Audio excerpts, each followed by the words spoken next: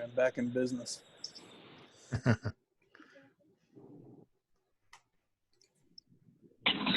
see.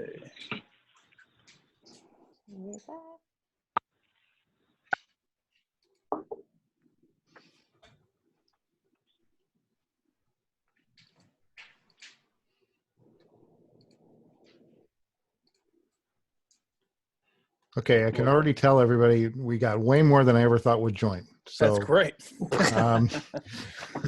I think that's really cool.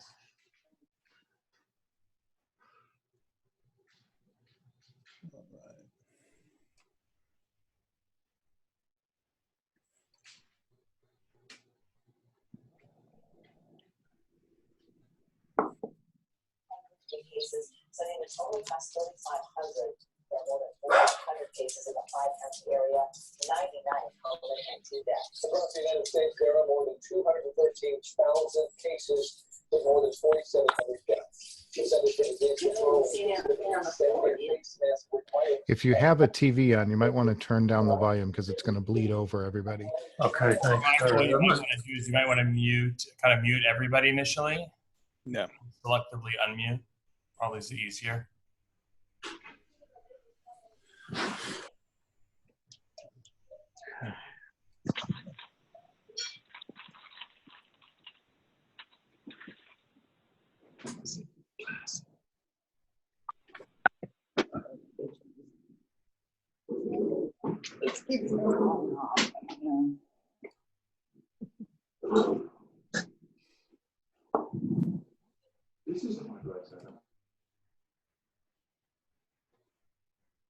Okay, so I just muted everybody, and if you want to talk, you can unmute yourself, and we can then hear you. With people just sitting around with their TVs on and stuff, it's going to get a little crazy. And I can tell you already, we've surpassed where I thought we would be in attendance, and it's good to see everybody. And there's Eric just coming in. And I would just say this was kind of an experiment and see if anybody wanted to get together and see some faces other than our TV sets or our significant others. It was actually my wife's idea, Allie Spots, and we just thought we'd try it. And Brian did some nice artwork for it, our neighborhood council president, and it's good to see everybody's face. Yeah, good to see everybody. Can everyone hear me? Yeah. All right. Well, it's 6:01. Let's just get started. I'll say the same thing as I just said. This is not really, and a lot of this will probably mirror what you just said, Michael. This is not a formal meeting. We just want to check in on how the stakeholders of Studio City are doing. We want to update you on a couple things that we've been doing on our end to keep our operations going and our outreach activities going. And also we just want to check in and see how you're doing. And so if someone has a story about how they've been feeling, whether it's stressful or whether you've been getting along fine or you've been getting outdoors more, we want to hear that too as well. But to start, we just to recap some of the updates that we've been doing, you may have seen our Neighbors Helping Neighbors program that Michael and Nancy put together. Nancy is organizing it and leading it right now. This has been a program that, a lot of people, especially in times like this, they want to know how they can help. They don't know where they can help. But so this system it's a call out for people in the neighborhood, volunteers who are able to do errands and check-ins and stuff like that, along with people who may be completely self-quarantined, can't get out of the house, either they're elderly or they're immunocompromised or, some other reason for why they can't go out right now for the collective public health. And so this has been a program to kind of connect those two lists together. And so it's been a big success so far. We've reached out to other neighborhood councils in the area to kind of hopefully scale this to Sherman Oaks and Toluca Lake and Van Nuys and North Hollywood. But maybe Nancy can touch a little bit more on how things are going operationally. And so Nancy. All right, unmuting myself. Well, thank you to all of the stakeholders who are participating. It's been really heartwarming to see the volunteers stepping up to help their neighbors and the community at large. We've got over 60 volunteers, And the biggest struggle for us really is to reach those that are vulnerable. That's our biggest struggle. So we've been doing postering and postcard and flyering in neighborhoods, and I guess Bob Hertzberg made an announcement about it. But being able to reach those that need help, we have a lot of volunteers that are ready and raring to go to help. So it's been good. We've had everything from grocery runs to pharmacy runs to some very serious situations with immune compromised people that their normal systems have been disrupted because of COVID-19. So normally it wasn't a big deal for them to order on Instacart, but all of a sudden they can't order, they can't get their orders in, they can't get the supplies that they need through Instacart. So we've been a very important gap stop for them. But pretty much that's kind of it, and it's been very heartwarming and very fabulous to see the neighbors stepping up. Yeah, I think that's all been very good. And so someone said, I forget who, the mayor name checked it the other day. That's what we heard. Yeah, That's really good. Yeah. And with one of his morning calls, he was in an event and did some public speaking. And yeah, he brought up Studio City Neighborhood Council by name and this program, this specific program. So That's I think great. it's kind of neat to see that we are somehow leading the city in something. So I also want to give, I also want to give a couple updates, just where we are as a neighborhood council. What can we do? What can't we do in the meantime? So right now, 2.5 weeks ago or 3 weeks, whenever it was, we were given $1,000 of emergency funding without board approval. That now, as of last Friday, has increased to $5,000, which, is mainly because right now we can't meet as a board formally. We can't have formal committee meetings. So our business is very limited. But we are still able to do this kind of stuff at the very least. We will hopefully be able to set up proper meetings where we can have real motions and continue our business, but we're not quite there yet. They gave, the Department of Neighborhood Empowerment gave guidance last Friday on how to potentially do that. It's a very complicated and laborious process, but I think they're also working on a more streamlined process for that as well. So once we're able to have formal meetings again, we'll make sure everyone knows that, as well as committee meetings. But right now we're kind of up against two different hurdles, because we have to follow obviously city and state law in the state of emergency, but we also have to follow the guidelines for CBS security, where we hold our meetings. And so they are all also having no gatherings on the lot, even if the emergency order was lifted.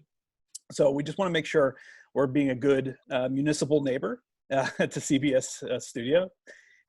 We also want to make sure that we're keeping everybody safe and Studio City safe by following these guidelines as well. But for now, if we can do more these kind of check-ins, the better. But that's kind of where we are right now.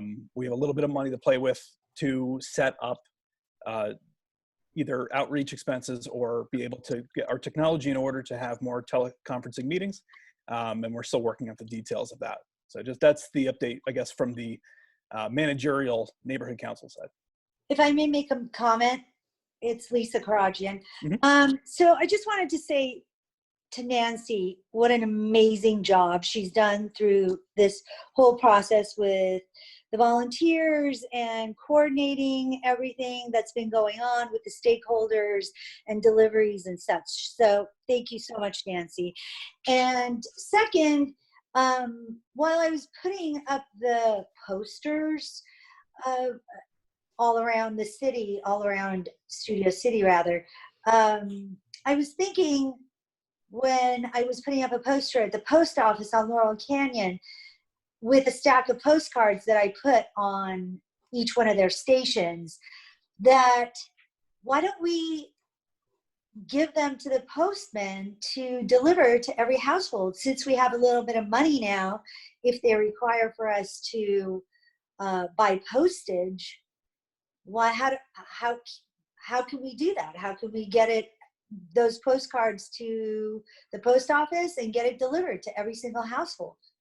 Brian, you looked into that, did you not? I did. So the reason why we were looking into that before, the cost of it was over our threshold that was allocated. But now, as of, like I said, last Friday, our numbers have gone up. So we can actually afford this now. Right. So I'm very much interested in revisiting that, definitely, if everyone else.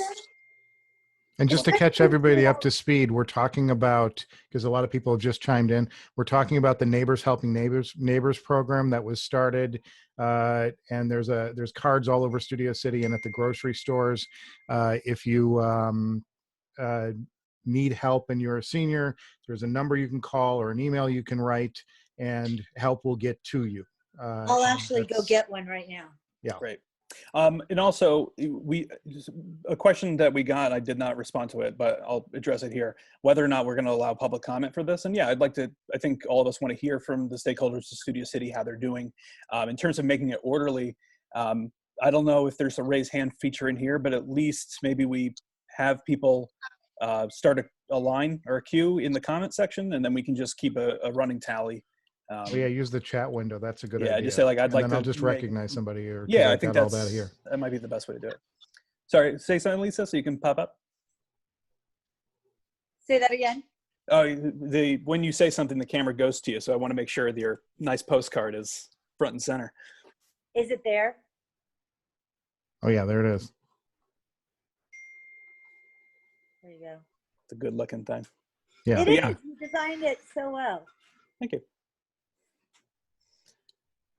In fact, I think I can probably share that in the chat window Okay. if we want to go on. So does anybody have anything they want to share with us, or tell us about your experiences, what you've been going through in in this most unusual, crazy time?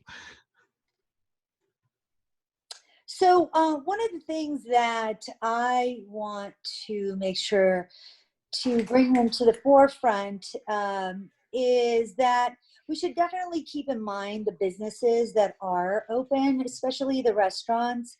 Lisa, I cannot concentrate if you don't show your face. Sorry. Thank you. So the restaurants that are open and are waiting for us to call in for either delivery or pickup, I think it would really help out the neighborhood for us to make sure that we patron some of these restaurants. They're suffering. Every time I drive down Ventura Boulevard, which is at least once a day because I'm checking on businesses, another establishment closes down. Just today, I noticed that Common Sea shut their doors, which is very sad. So I'm just so concerned about all these businesses up and down Ventura Boulevard in Studio City and how they're struggling to stay open. So if we can take advantage of Arts Deli, Lucifer's Pizza, Stout Burgers, I saw CPK is open for pickup and delivery. So if we could take advantage whenever we can, I think we should help out. And what we can do, I mean, we can start making a local business of the day, outreach thing. That would be amazing. Let's do that. Let's just start, it's a little little gray area in terms of what we're allowed to do, but that's kind of where we're at. So let's well, at this local point, business of the I day. think anything helps, right? So what I'll do, Brian, is I'll make a list for you of the businesses that are open. I want to stop you before you go too far. There is a list that exists. Oh, cool. I am looking for the Google Doc list. It's an editable spreadsheet that has a current list as best we have it Mhm. of, I just found it. Yeah. And I'm going to It put it was in the all the chat section. restaurants. Go ahead. It was all the restaurants, but we also went around and took pictures of signs on different businesses, and we haven't figured out how to highlight the businesses, and the hours are changing by minutes. So, Yes.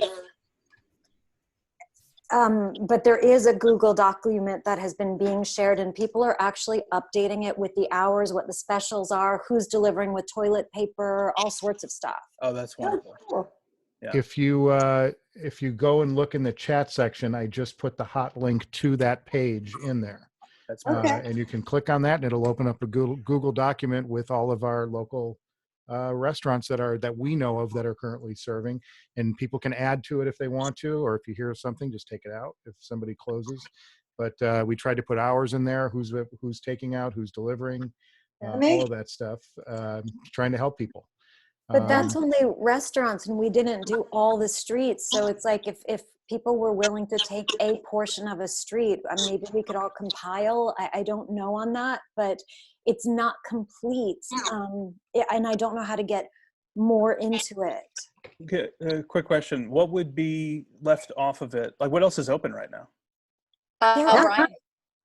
I mean, we just canvassed Ventura Boulevard. We walked up and down Ventura and stopped in every restaurant that was open, said hello, and asked for their hours when we saw somebody. And now this was like 2 weeks ago before we really got, or maybe it was a week and a half ago, before we really got locked down like now. Because now I don't even think you can get in the door. But yeah, and Ira, I see you, and I'm gonna let you ask your question just a second or make your comment. Is it something relating to the businesses open? Directly, yes. Oh, go ahead. Ira has the floor. Take it, Ira. Thank you. So I actually have a suggestion to this effect. The Chamber of Commerce has a list of every business here. So I think if I'm not mistaken, it would be maybe a good idea for them to send something, even if it's just via email, so we can have those businesses who want to participate, and I'm assuming it would be the majority, if not all, contact the council. I think that might be the easiest way, as opposed to going out and physically going and seeing what hours are available. Also, I think it would also be a really good idea to suggest that each one of these business owners go on their Yelp page and just adjust their hours and make a note on it. That could be really helpful. I know something that is also related. I'm one of those people blessed to have a pre-existing condition, so I'm pretty much sequestered in my apartment. Man, I'm sorry. No, it's okay. It's just I'm just a little overly paranoid. So one thing that I have noticed that I think would be really beneficial to me, because I'm not going out.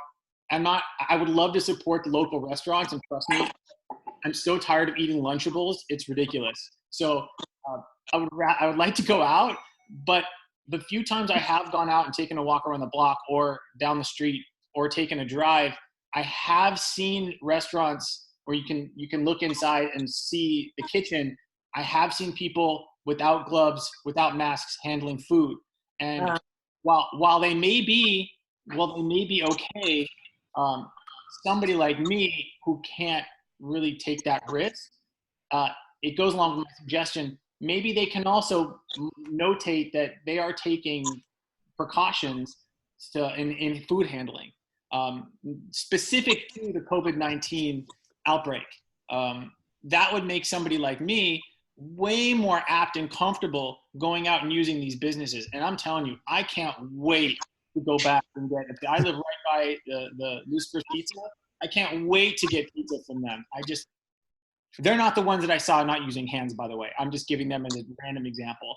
But I did see a couple of the local businesses sent out notices about what they're doing to be extra careful with their food. I hate to single somebody out in this, but Sharky's, I know for a fact, did. And if there may be others, but that is a good point. Who is taking the extra precautions? But there are directions how to protect yourself from it.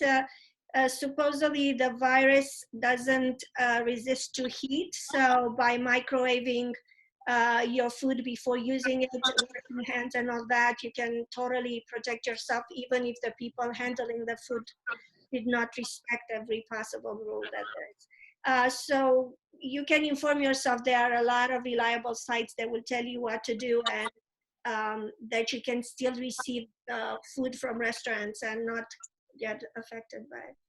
Brian, it's Jessica from the council office.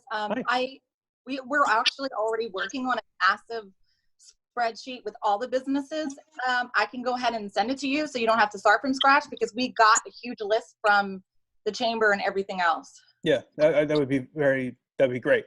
But also, like, maybe on the, if we do kind of like a local business, local restaurant of the day kind of thing, maybe the restaurants that are qualified for our like top billing of it are ones that we've been able to confirm are doing everything they can. They're using gloves, they're doing distancing.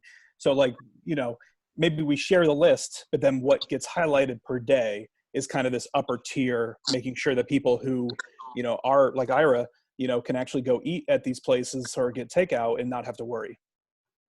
Well, I can start calling every single restaurant and making sure that just by asking, you know, Yeah. are you No, making absolutely. sure that people are wearing gloves and hairnets and masks? But that would also, like, it would give an incentive to get some of these restaurants that may not be doing that up to speed.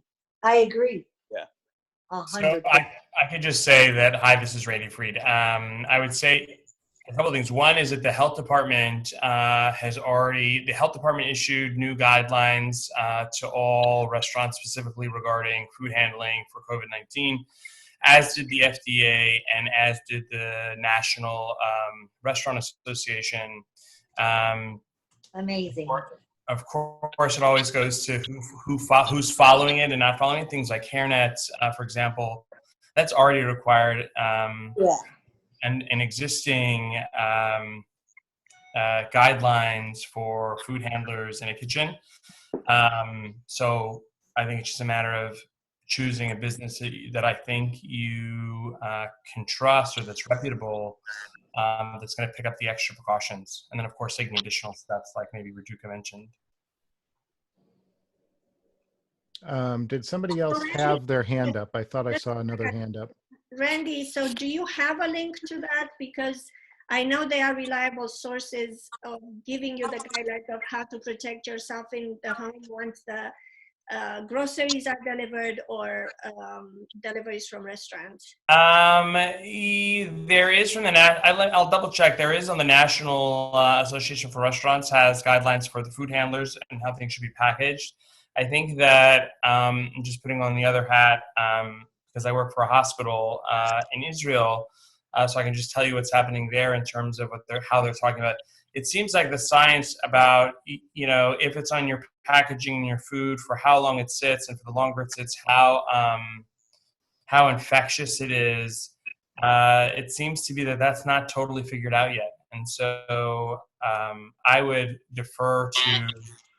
I don't know. I would probably defer to CDC for those kind of things, because I think there's also a lot of misinformation that one can find on the internet as it relates to what we should or shouldn't do with packaged foods that we receive.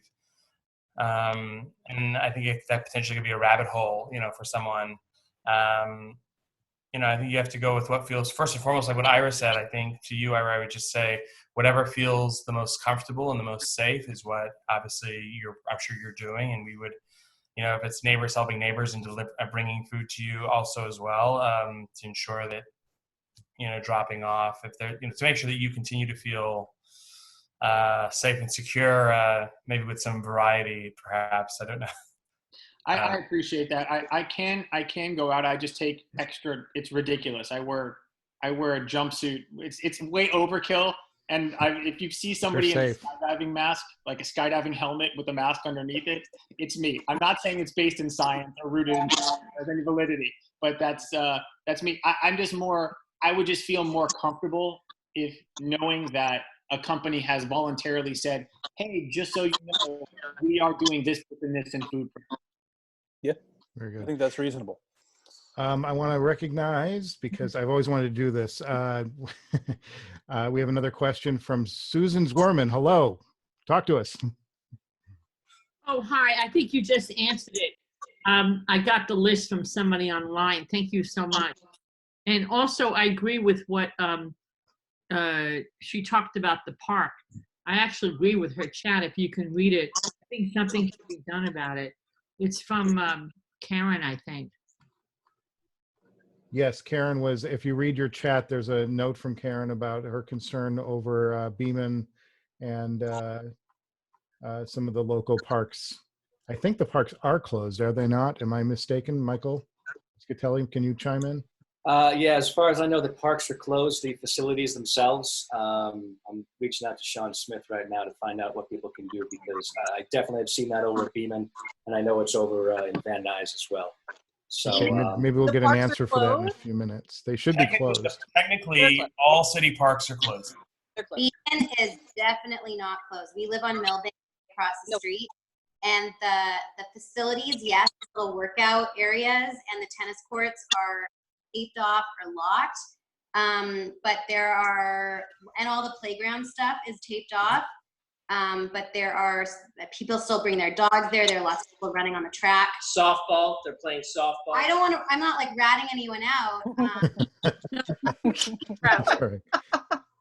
So I will say, I don't know if any of you happen to see the mayor. Mayor Garcetti has been giving briefings practically every day.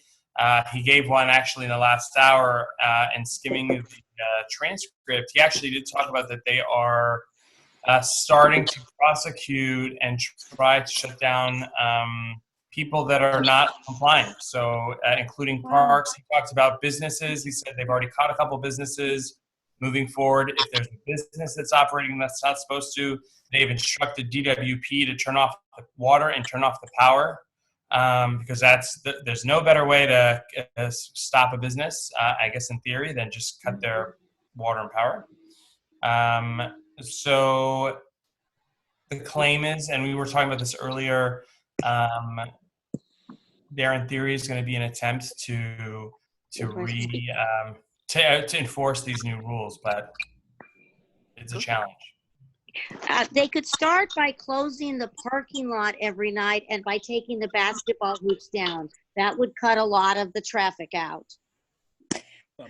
This is Jessica from Krikorian's office. The gate, I'll double check because I asked them to block it and they did not, but I'm sure you'll notice that across the board in the city, it's going to be difficult because it's an enforcement issue. LAPD has been reassigned at every level. So they're basically taking turns all over the city in terms of whatever duties they're assigned to. So just keep us posted. Every day things change and the mayor makes new rules. So this could change, but at this point, the parks are technically closed. But again, it's an issue of enforcement and we have not been told to remove the basketball rim, so we cannot yet. Jessica, I appreciate that, but the parking lot is being closed at night by the park ranger and opened in the morning, and it's full every day. So who is opening it? Are you talking about the Beeman Park? Yes, the Beeman Park parking lot is being opened. I'm maintenance, but somebody is opening it. It's not being locked. There's 2 gates on the parking lot. That would cut down 40, 50 people right there. Are they closed? So are they opening it at the morning and then closing it at night still? Yes. Okay, so you're asking for them to not. I don't know. I'll talk to the park director. Yeah, we can figure that out. That's a good suggestion, though. I want to let you guys know I am watching this raise your hand little dialogue in the chat, so it's really helpful if you can push the raise your hand. I'm going to go to Lana next because she has a question, and Lana, you're on. Lana Ford, hello. Okay, I guess she doesn't. Allie, you had. I do. No, I do. Okay, go ahead, Lana. You're up. Hey, sorry. So, just touching back to what Ira was discussing about the concerns of restaurants maybe not utilizing the most urgent need, right, to use gloves or whatever. I kind of go to that old saying, seeing is believing. Maybe if these restaurants had the photos on their websites or on Yelp, or if we could tweet it in the business of the day showing, you know, what exactly they are doing to exercise these extreme measures, maybe that would give a little bit more confidence to folks to patronize them. So that's all I had to say. Thank you. Good. Thanks, Lana. Allie, you had 2 questions? I'm sorry, hang on a second. I think I may have accidentally, yeah. So the raise hands, I just found it. For anyone else who's looking for raise hand, it's actually under participants, because I was like, where is this raise hands thing? If you open up is that the one you're talking about, Michael? The participant? Yeah, if you just go ahead and click it, and we'll see. And you should probably, yeah, that's it. Exactly Great. that. So so we can raise hands, and what it does is, for me, administratively, it brings you to the top of the list and says, hey, this person has a question. So I get to know that you guys are, because with 45 of us, which I think is insane for a first meeting, you guys are awesome. Look at you guys. Look at everybody at home. We're all together. This is We're all awesome. having fun over here. Harry, where is it again? I'm sorry, I can't find Under it. participants. If you click participants, and then will add it to the right side of your window here. Got it. And there'll be a raise hand thing. Oh, it adds it. Okay. So cool. Yeah. This is really great. And it's so great to see everybody, man, after seeing nobody for weeks. Yeah. Except the back of heads at stores. So go ahead, Allie. Two questions. I'm Allie Spots-DeLazar. I'm married to the guy who was just talking. I like the mute feature. That was really handy. Yeah, mute me, baby. Question on two things. Number one is the information. Like Randy, you were talking about the FDA or the CDC, and I would love to know, and if I'm happy to support in whatever way. I want to see more solid information on the Facebook page, like whatever comes through that's legitimate. It's just really hard to vet things.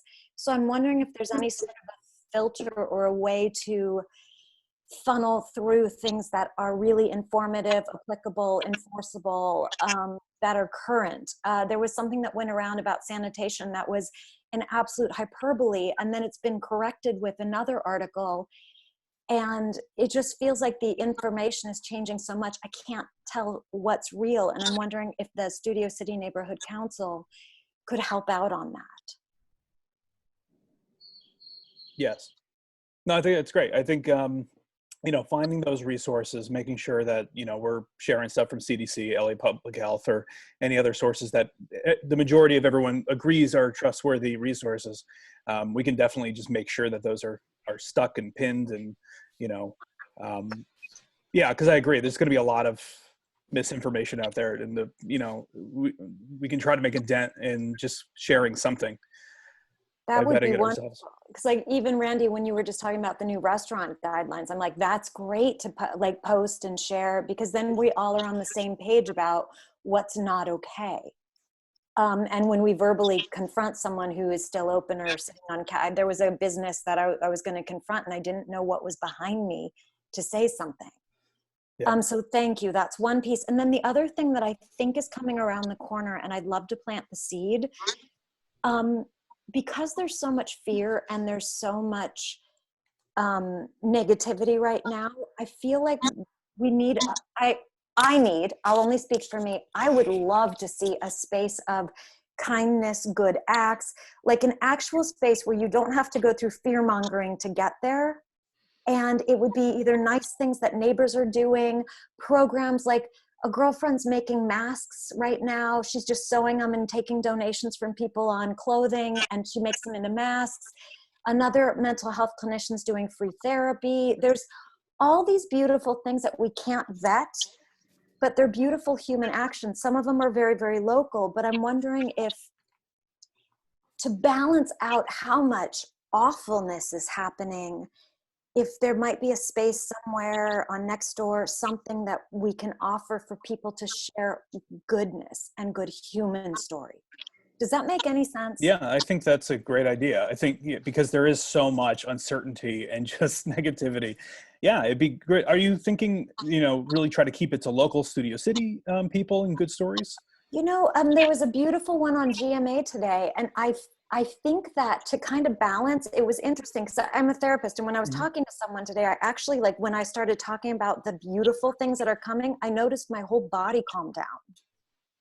And I thought, boy, if we could figure out a place where nobody has to get through anything or political, to just take a breath in humanity, I think it might be good, but I don't have any idea what that place might be.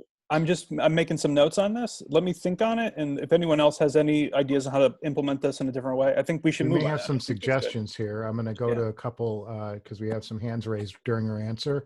So let's see what Ira, chime in. Hey, so along those lines, I actually, there's been a lot of misinformation, and let me know if this is, it's not really relevant. but there's a lot of misinformation about the SBA loans that are out right now. And I know a lot of us in Studio City are independent contractors, not everybody, but there's a big industry following here.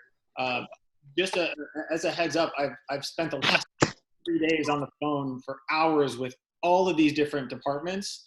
And as of this morning, or actually this afternoon, I've had like a nice, concise 2-minute resource that I put together from actually speaking to everybody about what these the main SBA disaster loans and the equivalent of unemployment insurance for independent contractors are. So if anybody's interested in that, I'm happy to chat or to give that to you. I have no personal interest in it. I have no personal vesting in it other than the fact that I'm looking for my business for those SBA resources. So if anybody needs that, I'm here. Oh, that's Cool. awesome. Thank you. Lana, you had something? Hey, yeah, where the stories can go, I would say maybe our Facebook page and Instagram would be great for people to participate in loading those stories.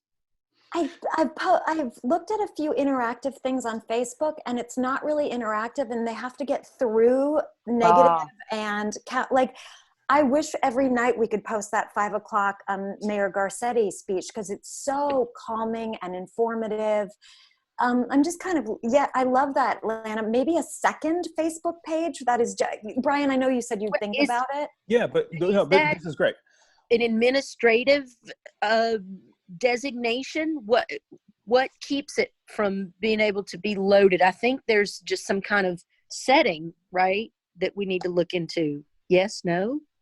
Well, here's another way to do it. It's like, we could put a call out, for stories, unless the idea is to like try to track down stories. But if we want to find out different ones or whatever, put a big call out there, kind of gather them. I mean, we can put them on our site, and just every time there's a new one, we can just make a special post about it.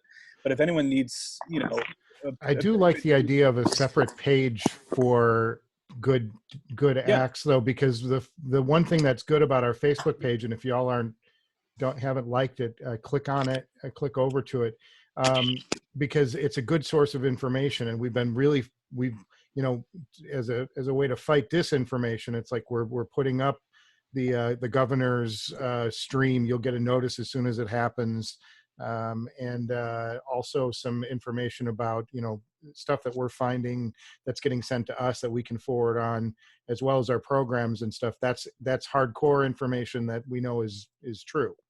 We're being really careful about what we post. So it's like having a space for good acts or goodwill acts, or whatever we want to call them, makes sense to me, because then we don't get that signal to noise of we're trying to push important information that I think people should know about, and then getting it sidetracked with something else. And maybe it's a better idea to keep it in two spaces. Raduca, you had something? I'm sorry, Lisa also. Lisa was first, yeah. Lisa was first. Okay, Lisa, go ahead. All right. A great source online, lacity.org. Everyone make a note of it. lacity.org. It has everything that you will need. Everything from help for small business at lamayor.org/loan to finding free and low-cost internet, to the COVID-19 testing areas for produce or request protective gear at laprotects.org. So there's a lot of information here, as well as the mayor's speeches that he does every single day, all his tweets. It's a great place to get all the information that you need that has to do with our city and to be updated. So that's what I have to say there. Raduca. Yes. So from what I know, 40% of people in Studio City are families with children under 18. So I'm really concerned now. Businesses are closed for kids. Parks are closed. on the street, you're supposed to keep a certain distance from each other. Is there a way to reach them? I don't have an answer. I'm basically put it out there. Is there something that we can do to reach families? I understand the neighbors are putting stuffed animals on their windows, at their windows, so the kids, when they walk, they wave. So that's actually a really nice trend. I don't know if it's a trend already, but any idea about how to reach families with children, and what we can do for that?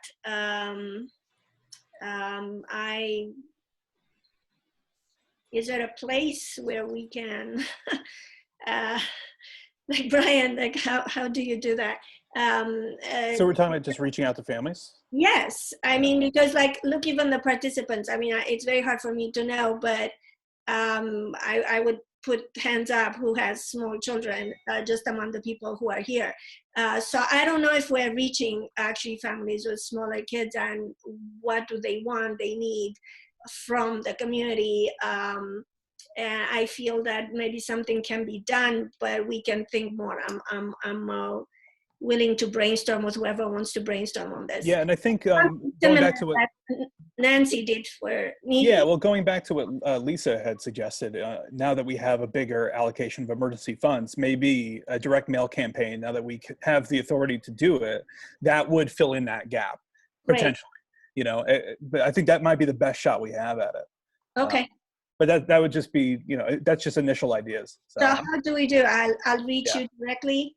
Yeah, I'm just, again, like all the ideas, all the great ideas everyone's been coming up with, I'm just like making a little list, just things to come back to and keep thinking about and keep them on the forefront of my mind. So absolutely, I think that's great. I think another idea might be as it relates to young families, and the fluff of hair you might have seen on my lap was yes, actually, I corrected myself. was my son, who's sitting behind me. You know, I would potentially think that a great way for us would actually be to reach out to the schools directly, because within the schools, I mean, I can speak for myself, although my son goes to a preschool in Encino.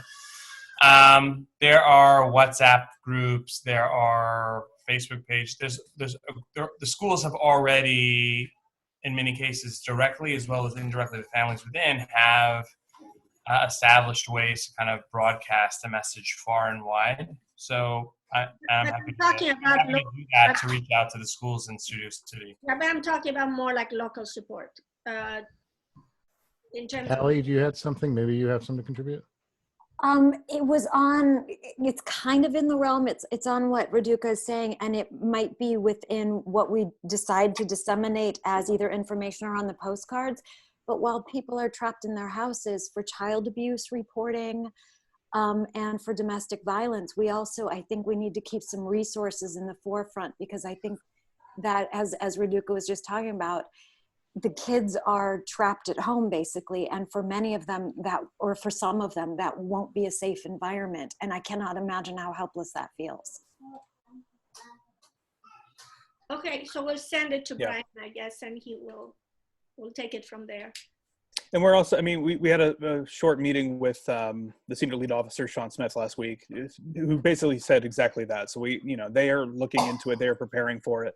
And yeah, I agree. It would be nice to have some resources on our end if we can help in any way.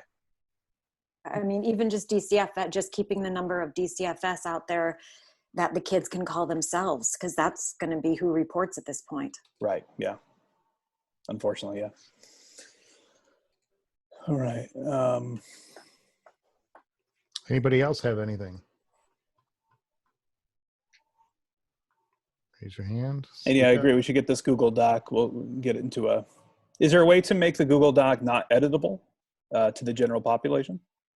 No, I think in the spirit of it, because it's been up for like a week or two, and I think that it's been kind of an honor system, and nobody's gone in there and done anything really wonky. The only thing I had was I had a couple of people from deep in the valley put their names on the list saying they're open, and I'm like, well, this is a Studio City doc, so we're trying to limit that. But that was the only thing that came up. Okay. Yeah. About that, but there are 70 restaurants on this list right now. So that's wonderful. Great job. Great job. Walking around. Hand raised. Keith. Keith, go ahead. Yes, thank you. Admittedly, I came in late, so I don't know if Instacart came up. I've been using them. Everything's great, but all of a sudden now I can't even get in line, so to speak. Does anybody know how that works? I mean, I know they're busy now, but I can't even get in line, to wait. Anybody? I believe they went on strike. Yeah. That They're was on strike Lana? right now. But before that as well, because Ralph's isn't really delivering much either, at least in Studio City at Sherman Oaks, I know that. Oh, I see. So it's more than just that one day. They said they were going to do a lot. Yeah, it's definitely more from my experience. And then thankfully, I've also found that Ralph's is pretty darn stocked. People have leveled out. Obviously, not everyone can go there, but obviously the mom and pop stores are wonderful. The grocery shop at Ralph's is pretty stocked. Thank you. Keith, if you need help, this is exactly what the volunteers have been doing. They've been covering the bases for when Instacart has fallen down on them. Even in some certain situations, like Nancy called me one day and said, "Hey, we've got this family who's got an immune deficient daughter. Can you go? They're looking for bleach and they're looking for hand sanitizer and this and that." And we went out and found it for them. I mean, we just drove to a couple of the stores and we were able to find it. If you're in a really bad situation about something, just reach out, because we're a pretty resourceful bunch, all of us, and we've been able to come up with some pretty amazing things that seem to be scarce. So don't be afraid to reach out. Yeah, Okay, thank you. I'm okay so far. Oh, great. We set up the help@studiocitync.org email address, which goes to a few of us, and that's probably the best way to access it. Thank you. Anybody else have anything? We're at 45 minutes or so. This is Maybe kinda we fun. can. I love seeing everybody. I mean, I Yeah. think this is great. And what this would have looked like 10 years ago would have been very different. So we'd be lucky if we can get a phone call between all of us. And here we are looking at each other's faces. Kind of neat. Yeah. Hi there. Maybe Jessica. Jessica, do you have anything from the council member that you can share with us that we should know about? I mean, probably a lot, but. Yeah. I can talk for hours. I get news every day. We have conference calls with council member twice a day. I can tell you that our temporary homeless shelter in the gym over here in North Hollywood rec center is staffed. Carr has actually been staffing it, and it's cool. And the mayor's expanding it, and every day he announces more locations.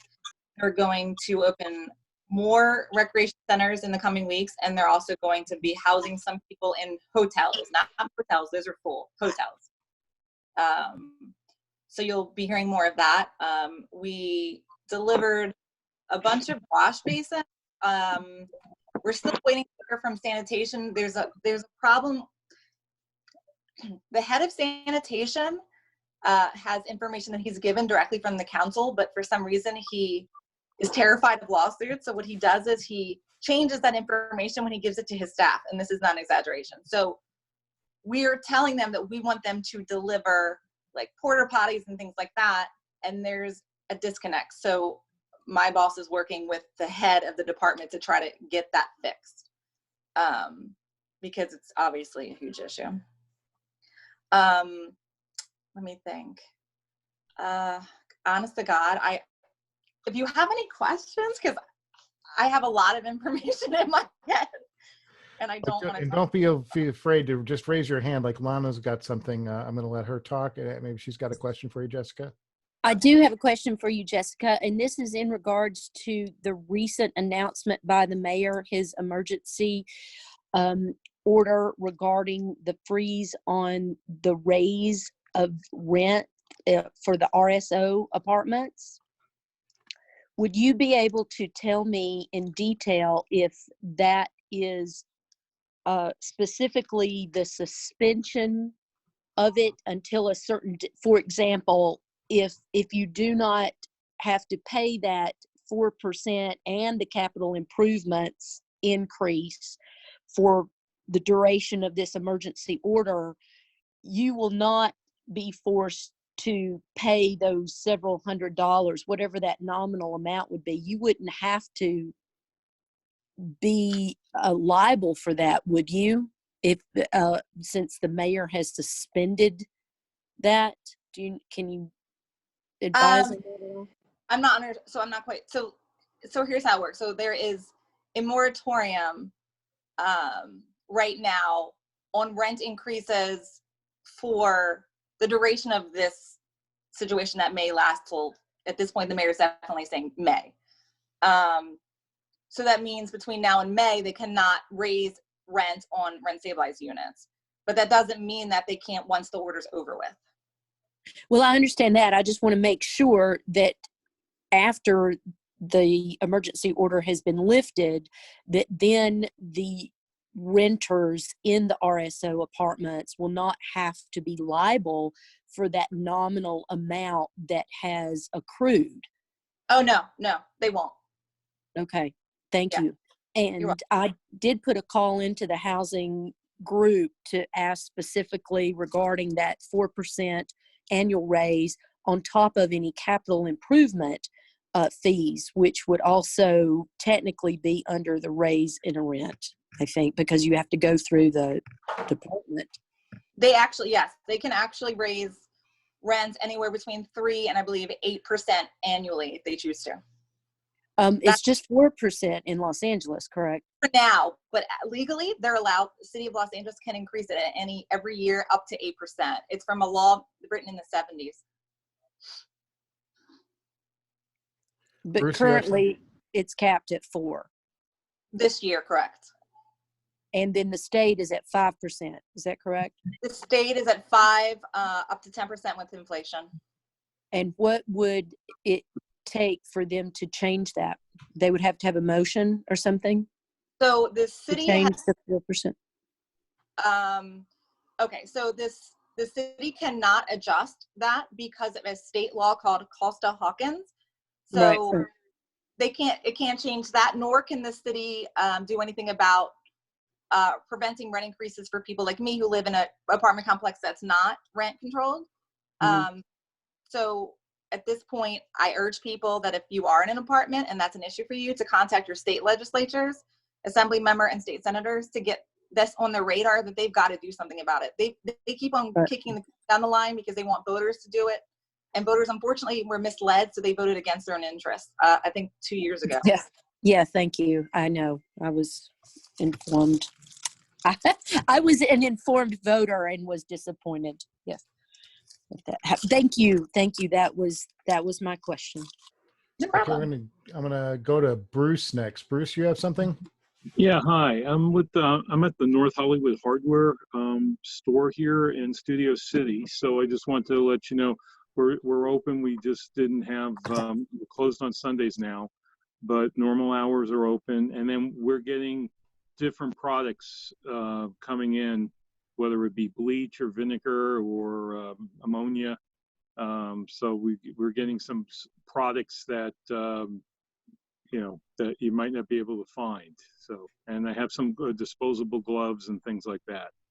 So can you send me your information so I can share that with our office, because we do know people who are looking for that kind of stuff. Okay, sure. And how do I do that? I'll message you my contact information. Okay, cool. Thank you. And Bob, what was your last name? Bruce Bloom with North Hollywood. Oh, sorry. Thank you. Sure.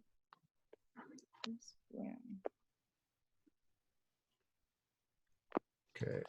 Bruce, do you guys operate any differently? Do you have different lines? Do you guys keep 6 feet? I'm just trying to get a sense of.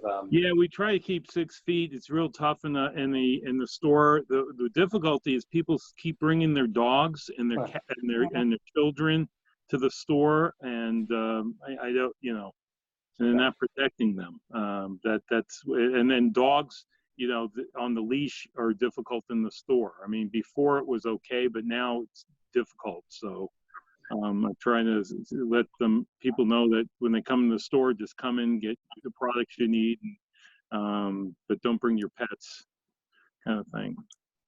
Because they get into other people. The pet always has to, it's not a tight leash. the dogs start walking and stuff like that.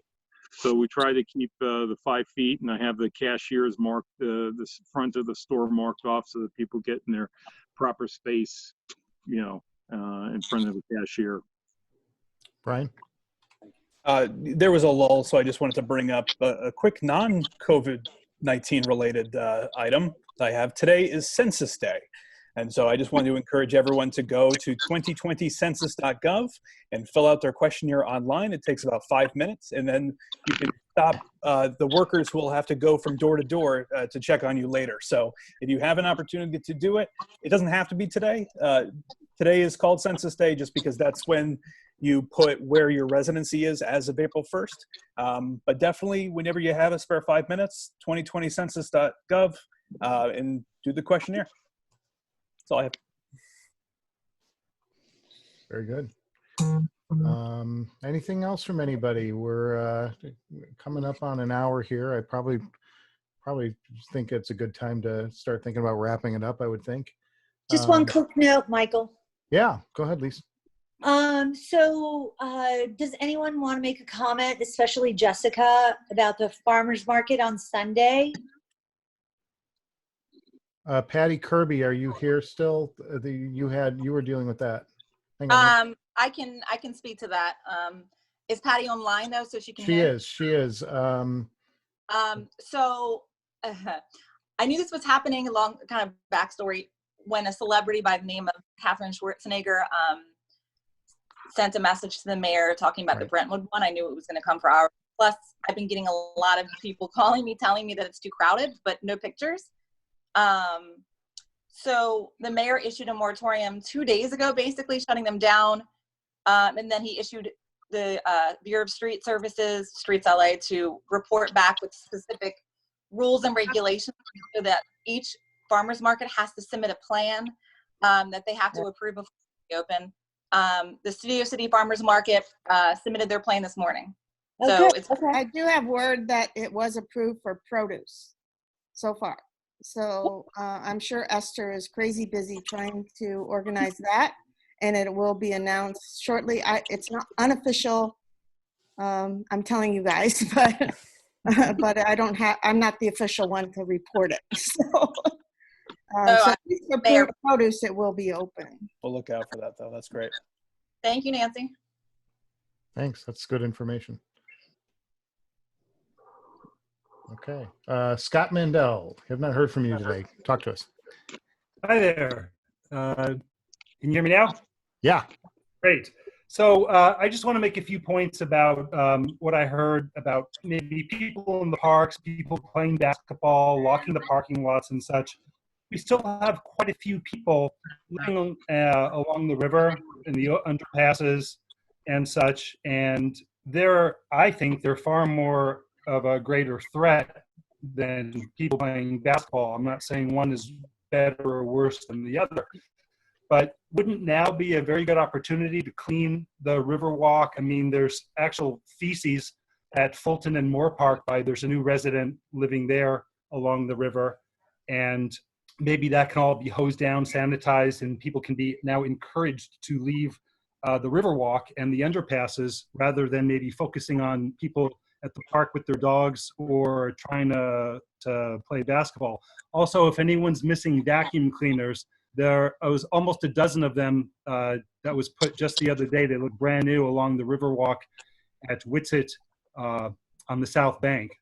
And I can tell you more about some of the parks that are actually open, not in Studio City, but Sepulveda Basin is a huge area. All the gates are open, the parking lots are open, and there's tons of people there enjoying the butterfly migration. Anyway, I can keep ranting on, but I'll let you. Oh, by the way, the Zev Yaroslavsky walk on the North Bank between Whitsett and Coldwater, that's been padlocked, but there's 2 people still living there as well. And people are obviously still using that Riverwalk. Anyway, if anyone can chime in, please. Yeah, I think they were all supposed to be closed, but and we were talking about this earlier. The police are not enforcing the closures because there's just too much going on right now. So it's just and sanitation and the mayor's office and the governor's basically said we cannot enforce encampments right now. All we can do is remove certain items that are illegal and keep them supposedly ADA compliant. We're being very restricted now. This, just so everyone's aware, there is another pending lawsuit against the city, which basically is for us to house these people. So right now, the judge has told us that we need to house them. He did not mandate it, so that means that we go around and ask them if they want to be housed, and then we house them. And so our shelter is full in North Hollywood, but in the coming weeks that could change. So right now it's not mandated, but that could change. So if it becomes mandated, then they'll probably have to start forcing them to move, but we can't. In terms of the LA River, it is a problem because it's not a closed off per se area, so it's hard for them to shut it. I'll ask if people can keep reporting it to my LA 311 and then sending us an email at the council office so we can be notified to make sure that they're actually going out and doing it. The River Greenway from Laurel to Whitsett, Rec and Park. So Rec and Parks also has a website form where you can go online and submit a request to be cleaned. Currently, there is what they call river. They clean up parks and rivers only once a month. So every area gets one cleanup a month at this point. What else I know I'm missing? The Sepulveda Basins and Mary Martinez's district. Scott, if you want to call them, it's always been a huge problem. I think the last cleanup took place in December and it took them 2 weeks. Right, understood.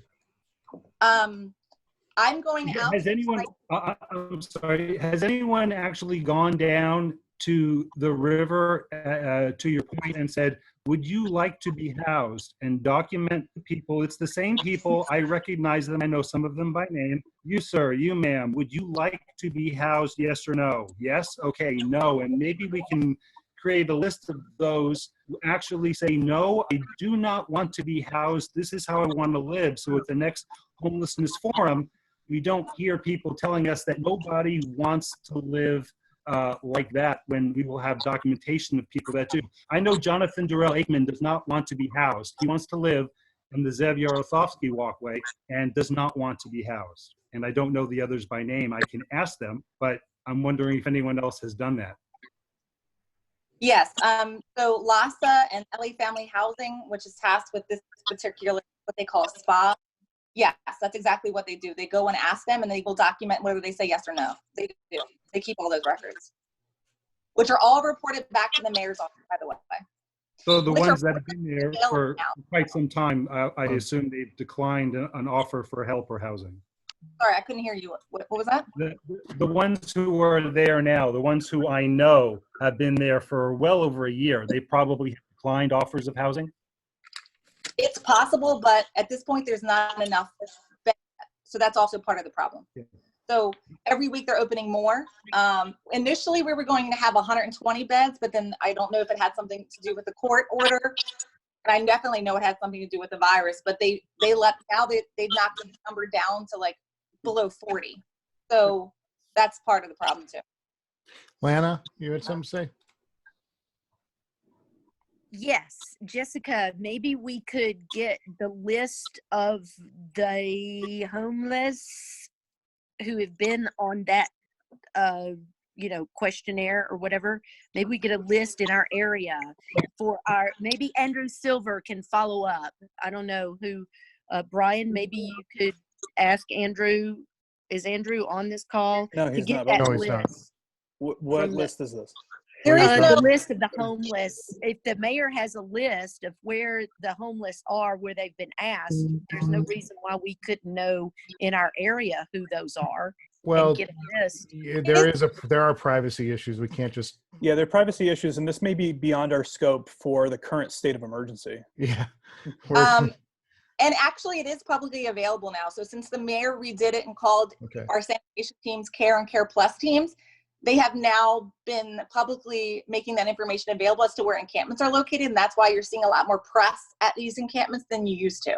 I personally have not tried to figure that public part out, but you can. And if you want to message me on this and I can send it to you, your contact at the mayor's office and you can message them and ask directly. Okay. Great. Okay. Well, I want to thank everybody for tuning in. Oh, Michael, do you have something before you go? I saw you raise your hand. You have to Yeah. unmute yourself. Sorry, man. I was just going to say I can follow up with LAPD now because they just got back to me. If you guys want to report overly busy parks, the non-emergency ER LAPD line, which I just put in the chat room right there, you can call that. City doesn't know how they want to handle it right now. They're trying to get there and explain the situation to people who already know what the situation is. They'll get a warning, and if they don't comply, they'll get information and write a report. That's about it for those of you worried about overly busy parks. And Andrew is on the phone listening. He says Oh, that great. the rec center only has 36 beds. The NoHo rec center only has That's it. 36 And beds. pool. Yep. Well, I meant the homeless people who are in the basin that was mentioned in the previous conversation. Who those folks are? They're saying no or yes or whatever. I think that's outside. We're kind of drifting out of our. Okay. Yeah, I was only responding to the parks being overly busy, not the homeless. Right. Yeah. How do we get to reference the comments that have been left in this chat category on Zoom?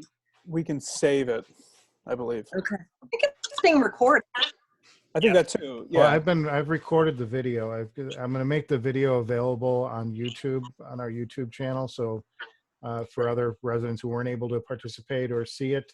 And I think this is a great start, man. It's like we were up to 44 neighbors at one point on this call, and I think that's neat. I think that's great to see people reaching out and saying hello as my cat is digging through a litter box right now. Quickly, also at the bottom of participants in the right corner, Lana, there's a thing that says file with a little document sign. You can download it direct.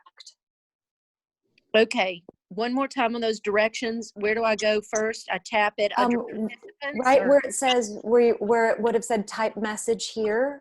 She may have to click chat first. If you don't have chat open. And I'm not sure that I think Okay, that's got to it. send a file. I don't think that's to download the file. If you there's a 3 dot thing button right next to file, and that's to save the chat. If you click Got that. it. There you go. Hello. All right. There you go. All right, thank you, everyone. I'm gonna Yeah, take thank off. you. Yep. Thanks everybody for Have a great participating. And we'll keep on trying to do these, and we'll just let you know when the next one's going to be. That would be great. Thank you.